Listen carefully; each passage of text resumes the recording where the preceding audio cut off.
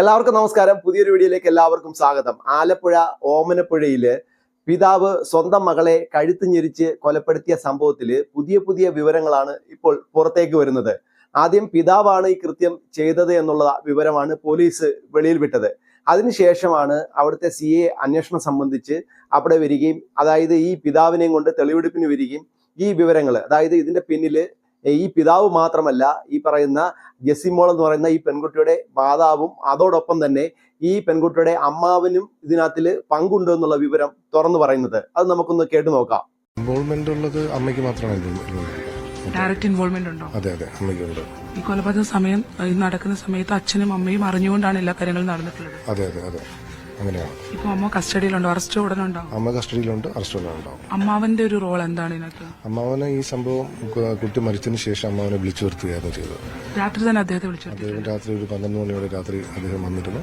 അതിനുശേഷം ഇത് ഒളിപ്പിച്ചു വെക്കാൻ ശ്രമിച്ചു അമ്മാവൻ. എന്നിട്ട് രാവിലെ അമ്മാവനാണ് വന്ന് എങ്ങനെയും മരണപ്പെട്ടു പോയെന്നൊരു സ്റ്റേറ്റ്മെന്റ് ഞങ്ങൾക്ക് തന്നത്. പോലീസിൽ തന്നതല്ലേ? അതെ. ഇവരെല്ലാവരും പ്രതി ചേർക്കപ്പെടും? ഇവരെല്ലാവരും ഇപ്പൊ കസ്റ്റഡിയിലുണ്ട്.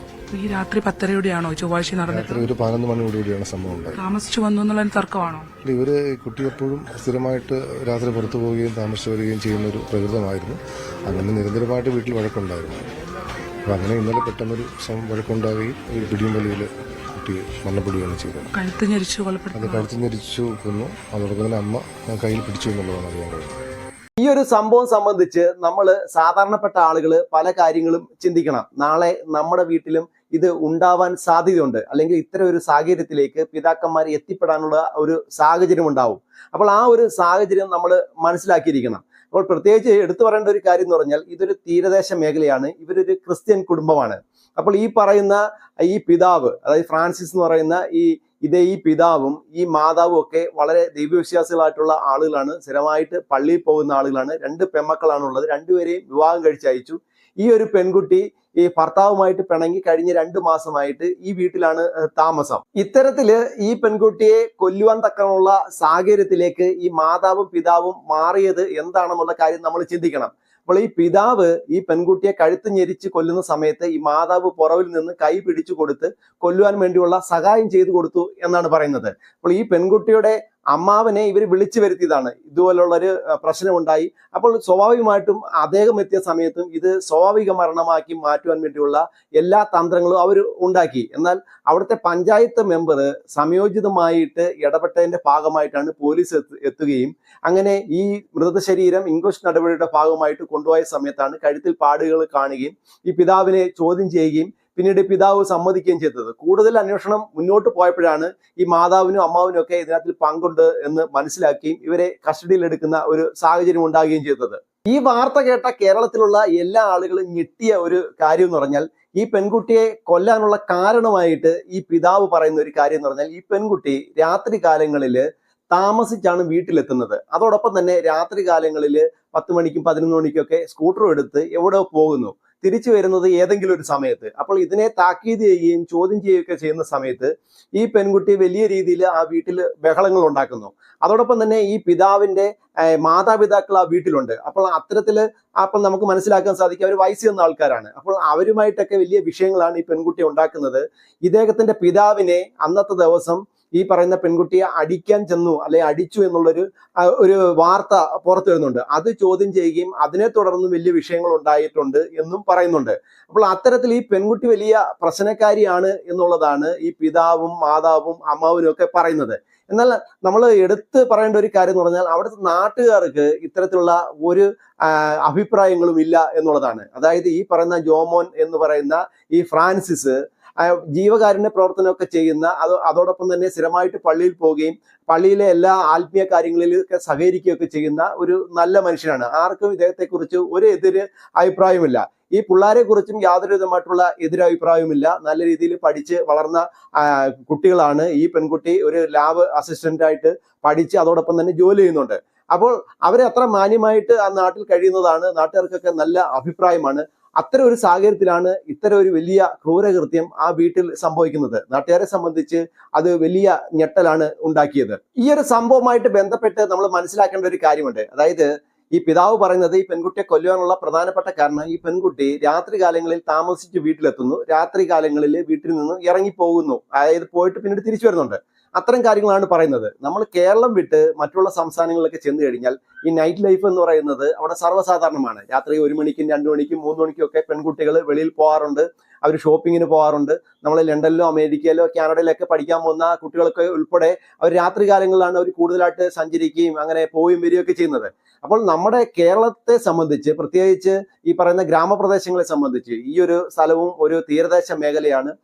അപ്പോൾ അത്തരത്തിലുള്ള ഒരു ഗ്രാമപ്രദേശമാണ്. അത്തരം സ്ഥലങ്ങളിൽ പെൺകുട്ടികൾ ഇങ്ങനെ രാത്രി കാലങ്ങളിൽ വെളിയിൽ പോവുക, വണ്ടി ഓടിച്ചു പോവുക, അതോടൊപ്പം തന്നെ രാത്രി കാലങ്ങളിൽ തിരിച്ച് വീട്ടിലേക്ക് വരിക, അത്തരം സാഹചര്യങ്ങൾ നാട്ടുകാർ കാണുവാൻ ഇടയായി കഴിഞ്ഞാൽ, അത് തുടരെ സംഭവിക്കുന്ന ഒരു സാഹചര്യം ഉണ്ടായി കഴിഞ്ഞാൽ നാട്ടുകാർ ചർച്ച ചെയ്യും. അത്തരം ചർച്ചകൾ ഇങ്ങനെ കൂടിക്കൂടി വരുന്ന സമയത്ത് ഈ പിതാവിനെ സംബന്ധിച്ച് ഇദ്ദേഹം ഇങ്ങനെ ഓട്ടോ ഓടിക്കുന്ന ആളാണ്, ലോട്ടറി കച്ചവടമൊക്കെ ഉണ്ട് എന്ന് പറയുന്നു.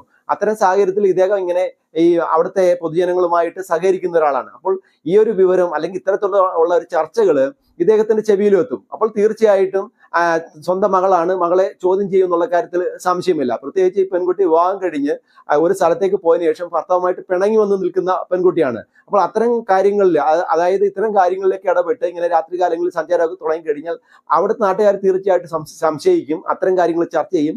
അത്തരം ചർച്ചകൾ പിതാവിന്റെ ചെവിയിൽ എത്തിക്കാണും. അത്തരം കാര്യങ്ങൾ സാധാരണപ്പെട്ട ഒരു പിതാവിന്റെ ചെവിയിലേക്ക് എത്തുന്ന സമയത്ത് അത് തീർച്ചയായിട്ടും ചോദ്യം ചെയ്യും. ആ ചോദ്യം ചെയ്തതിന്റെ ഭാഗമായിട്ടാണ് ഇവർ തമ്മിൽ പിടിവലി ഉണ്ടാകുകയും അവസാനം ഇത് കൊലപാതകത്തിൽ അവസാനിക്കുന്ന ഒരു സാഹചര്യം ഉണ്ടായത്. ഈ ഒരു സംഭവം സംബന്ധിച്ച് എന്റെ മനസ്സിലുണ്ടായ വലിയൊരു സംശയം ഇതാണ്. ഏഞ്ചൽ ജാസ്മിൻ എന്ന് പറഞ്ഞ ഈ പെൺകുട്ടിക്ക് 28 വയസ്സ് പ്രായമുണ്ട്. ഈ പെൺകുട്ടിയുടെ സ്ഥാനത്ത് ഒരു ആൺകുട്ടി ആയിരുന്നുവെങ്കിൽ ഈ പിതാവ് ഇങ്ങനെ കഴുത്ത് ഞെരിച്ച് കൊല്ലേണ്ട ഒരു സാഹചര്യത്തിലേക്ക് എത്തിപ്പെടുമോ എന്നുള്ളതാണ്. പെൺകുട്ടി ആയതുകൊണ്ട് മാത്രമാണ്, അവരുടെ എന്തോ ദുരഭിമാനം പ്രശ്നമാണ് ഈ പെൺകുട്ടിയെ ഈ കൊലയിലേക്ക് തള്ളിവിടുവാനുള്ള ഒരു സാഹചര്യത്തിൽ ഈ മാതാപിതാക്കൾ ആയി മാറിയത് എന്നുള്ള കാര്യത്തിൽ സംശയമില്ല. അപ്പോൾ ആ പെൺകുട്ടി മരണപ്പെട്ട് കഴിഞ്ഞു. ആ പെൺകുട്ടിയുടെ സ്വഭാവത്തെ ഒന്നും നമ്മളിവിടെ ചോദ്യം ചെയ്യുന്നില്ല. നമ്മൾ നേരെ വിദേശ രാജ്യങ്ങളിലൊക്കെ ഒന്ന് പരിശോധിച്ചു കഴിഞ്ഞാൽ 28 വയസ്സ് പ്രായമുള്ള ആൺകുട്ടികളെയോ അല്ലെങ്കിൽ പെൺകുട്ടികളെയോ അവിടുത്തെ മാതാപിതാക്കൾക്ക് നിയന്ത്രിക്കാൻ വേണ്ടി സാധിക്കത്തില്ല. അവർക്ക് അവരുടേതായിട്ടുള്ള സ്വാതന്ത്ര്യമുണ്ട്, അവരുടേതായിട്ടുള്ള ജീവിതമുണ്ട്. അതിലാണ് അവർ സഞ്ചരിക്കുകയും പോവുകയും ചെയ്യുന്നത്. അത് മാതാപിതാക്കൾക്ക് വീട്ടിലിരുന്ന് നോക്കിക്കാണുവാൻ വേണ്ടി മാത്രമേ സാധിക്കത്തുള്ളൂ. പ്രത്യേകിച്ച് ഈ പെൺകുട്ടി വിവാഹം കഴിച്ച് ഒരു പെൺകുട്ടിയാണ്. ആ പെൺകുട്ടി ഭർത്താവുമായിട്ട് പിണങ്ങി വന്നതിനുള്ള കാരണം എന്താണെന്ന് ആർക്കും തന്നെ അറിയത്തില്ല. അപ്പൊ ആ പെൺകുട്ടിക്ക് പെൺകുട്ടിയുടേതായിട്ടുള്ള അഭിപ്രായങ്ങൾ കാണും, അത്തരത്തിലുള്ള ജീവിക്കണം എന്നുള്ള ആഗ്രഹം കാണും. ആ ഒരു രീതിക്ക് അത് ജീവിച്ചു പോകുന്ന സമയത്ത് ഈ മാതാപിതാക്കളെ സംബന്ധിച്ച് അതൊരു കാരണവശാലും ഉൾക്കൊള്ളുവാൻ വേണ്ടി സാധിച്ചില്ല. അതുകൊണ്ടാണ് ഇത്തരത്തിലുള്ള ഒരു സാഹചര്യത്തിലേക്ക് അവർ ആയിത്തീർന്നത്. ഇത്തരത്തിൽ സഞ്ചരിക്കുന്ന എത്രയോ പെൺകുട്ടികളുണ്ട്, എത്രയോ ആൺകുട്ടികളുണ്ട്.